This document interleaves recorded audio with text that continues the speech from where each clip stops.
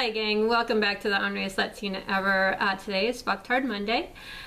We are doing a drawing of the most recent Fucktard, and I collaborated with my artist and we came up with this drawing of Mr. Carey. This is called Jackass Jim. See? Jackass Jim.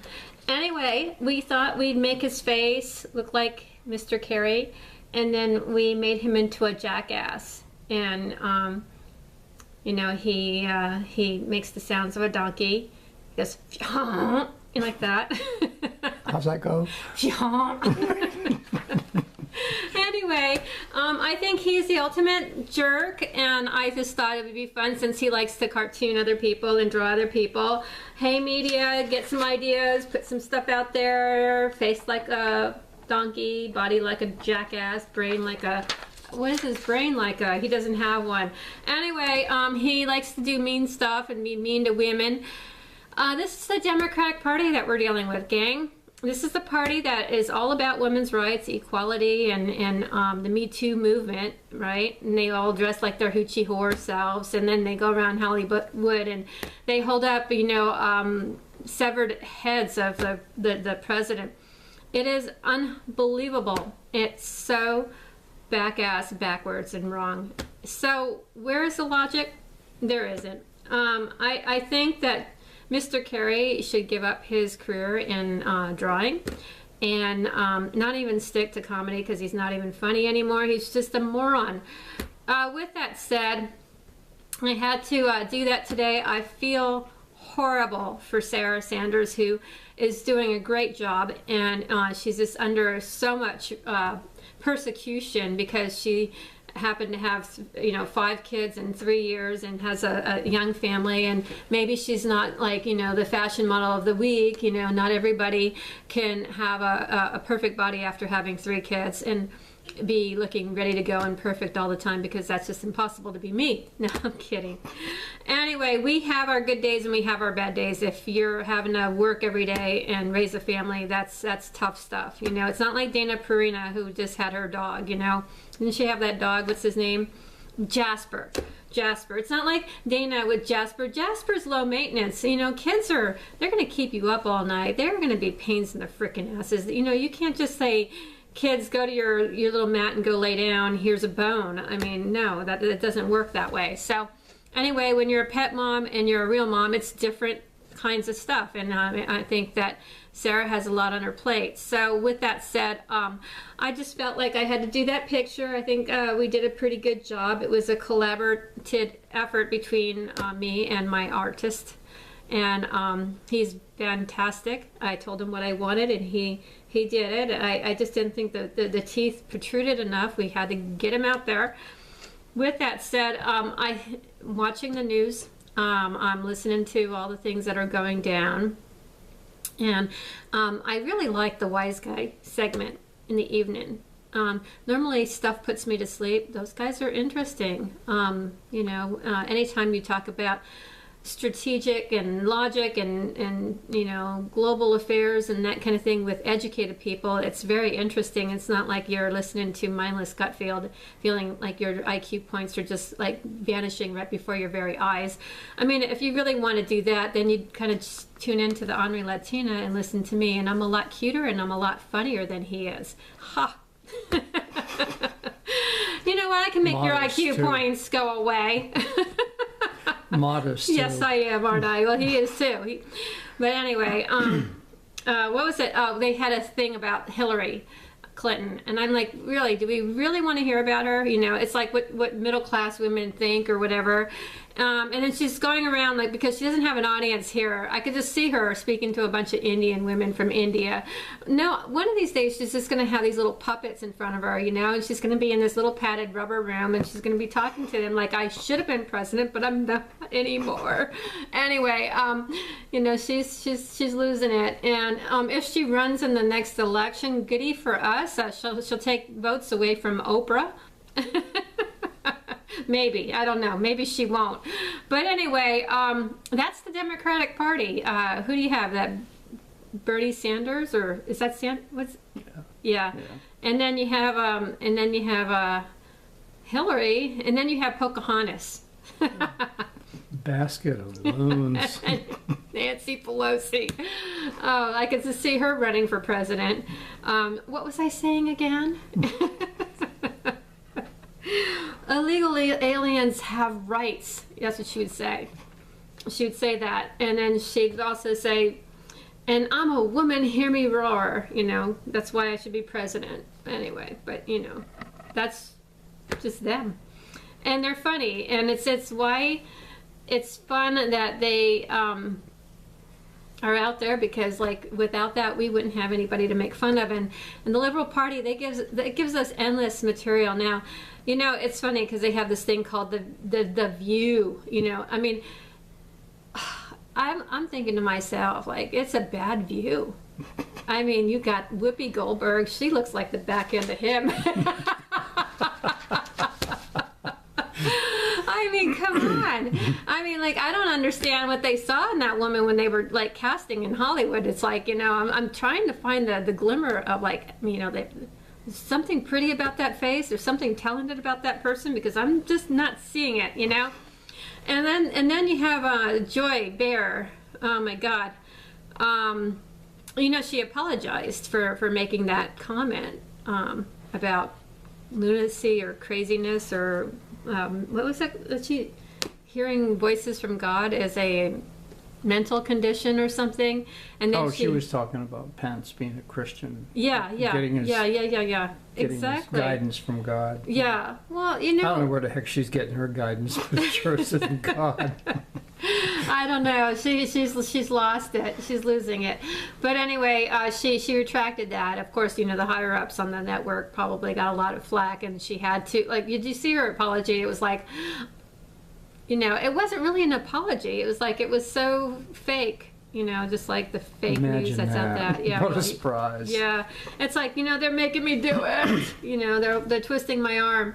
But, you know, the biggest idiot, and I used to like him too, I used to think he was pretty funny, was Jimmy Kimmel, you know, in his Oscar segment. And they're using all their Hollywood influence as a forum for politics. And it's like, it's really hurting them, you know, and it's hurting their business. And, you know, that's okay, because, you know, people won't line up to see that anymore, you know. Well, we'll pave a way for newer, fresher talent like that. Actually, you know, people would want to listen to, because nobody wants to hear, you know, some has-been old person whining about Mr. Trump. You know, Mr. Trump is doing some great things, and one of the things that he's doing is he is actually looking at our budget.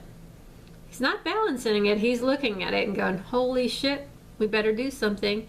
And, you know, for years we were just sitting around coasting, thinking that everything was going to magically fix itself, you know, like everything's just going to, and it just slowly got progressively worse. What people fail to understand is that if we're not succeeding, the whole global community is in jeopardy too.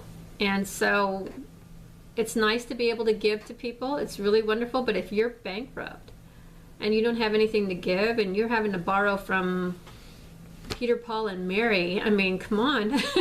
You know, just it's not a good thing. And so he's realistically looking at things, and he's saying, this is a problem, let's address it. I think that the Democratic Party, they live in this fantasy world, like the money is just going to drop from heaven. You know, that's the one time they do believe in God, is when it comes to fulfilling some sort of like pipe dream of theirs, you know. Oh, yes, we're going to give all this stuff to people that we don't have, and it's going to just fall out of heaven. Another thing that I really think is kind of ironic is that the whole movement of Me Too, and how it's backfiring, because it's like now it's like, you know, for example, I was watching something with the stars, you know, they were having this kid who never been kissed by a girl before, and Katy Perry just like grabs him by the face and just plants one on him. And I mean, if that was a guy doing that to a girl that was a teenager, it would have been like this lawsuit city. And yet, you know, there's no standards for when it's the reverse thing. And honestly, I felt like, you know, like, ew, Katy Perry, I wouldn't want my first kiss to be by her. I mean, everybody's kissed her. So with that said, I think that sometimes things in wanting to be equal and fair, people go a little bit too far. Also, I think that if you are a victim of groping or inappropriate touching, and you don't want to be touched by somebody, I think there's a body language that you can put out. Like, step away from them and say, get the fuck away from me. Back it up. I mean, that usually works, you know, and just, you know, firm boundaries, you know, and to say, if you touch me one more time, I'm going to punch you in the face. And proceed to just punch him in the face. I mean, you don't have to file a complaint with, what is it, who is it that you file a complaint with? HR? Fairy godmother. I don't know. Well, HR. Whoever's out there listening. You don't have to file a complaint with HR. I'm going to show you how to do it, okay? When I was a little girl, you can't just make a regular fist. You have to, like, really tighten up that hand like this, and then make sure your knuckles, like, really poke out. Okay? Boom. Ready? Boom. Right in the nose, in the eyes. You'll blacken both eyes and bust their nose. Right in the face. You know, and I guarantee you they'll never freaking hug you again. They'll probably never speak to you again either, but hey, problem solved. You don't have to file any lawsuits. You won't be groped again. And it's very effective, you know. It's like when somebody touches you and you've warned them a number of times, you know, and you're not getting anywhere with HR, you just punch them in the face. And I guarantee you, or you give them a warning. You do that again, I'm going to punch your fucking face in. Practice that. If you do that again, I'm gonna fucking punch your face in. Okay? Or I will kick you in the balls. Which one do you like? They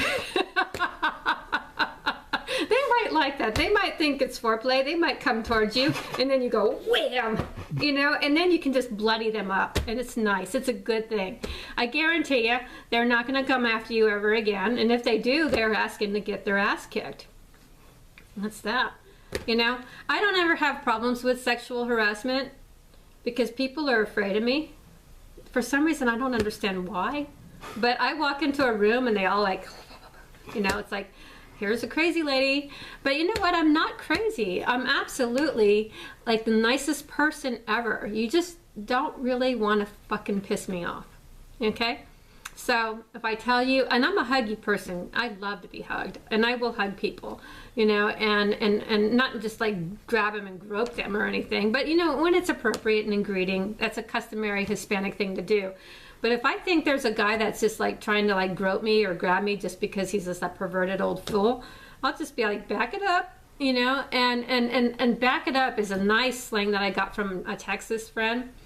Back it up means just back it up, you know. I mean, that's a really good thing to say to a groper, just back it up, you know, and you don't mess with Texas, you know. So anyway, there's lots of ways to handle a groper. You don't have to put up with it, and there's lots of ways to handle a doper, you know. You don't have to put up with it. You know what? People like him, they need to be out there, and every newspaper needs to cartoon this jackass picture of Jim Carrey and put it out there and just be like, Carrey, his new image, you know.